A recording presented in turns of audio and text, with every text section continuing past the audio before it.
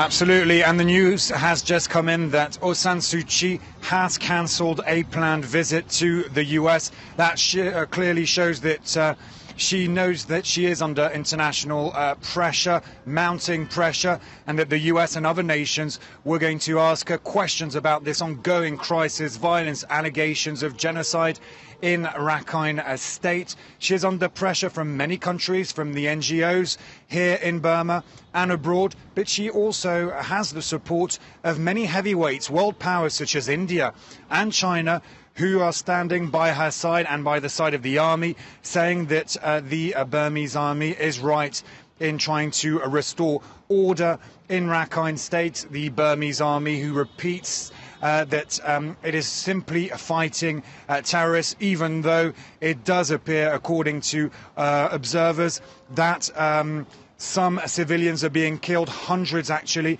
and hundreds of thousands have now fled to Bangladesh. On the minds of all also the problem with the fact that possibly international terrorist groups could use this as an excuse to recruit fresh troops. In other words, that Rakhine could become a new theatre of operations for international terrorist groups. The Rohingya I spoke to, notably in Yangon, in Rangoon, their representatives are very worried about that, because they say they are peaceful civilians, citizens. This Muslim minority never wanted this to happen, and they actually, many of them, reject what ASA, the Rohingya fighters in Rakhine, are doing. Therefore, very worried and pessimistic about the future, the Rohingya I spoke to. Clovis, you've been speaking to a lot of people you mentioned there. What's the reaction been to the way that Rohingya Muslims are being persecuted where you are?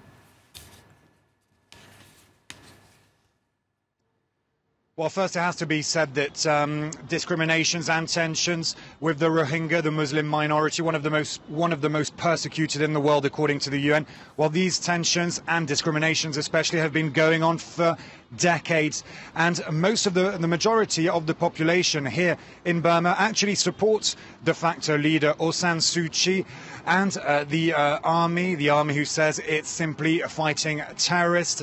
It has to be said also that Burma has suffered decades of civil war all over the country, not just in Rakhine state, but also in Shan and in other parts of the country. So most of the people here in Burma believe and support the army, and there's also a lot of misinformation on social networks.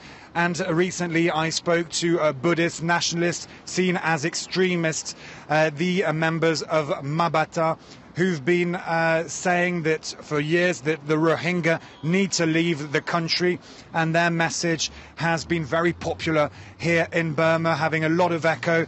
Mabata, Buddhist extremists, nationalists, saying that the Rohingya have no right to be here in Burma, that they're actually from Bangladesh and that they need to return to Bangladesh.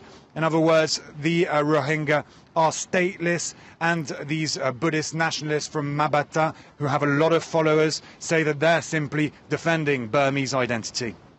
All right, Clovis Kasali keeping us up to date from Rangoon in Burma. Thank you. In other world news.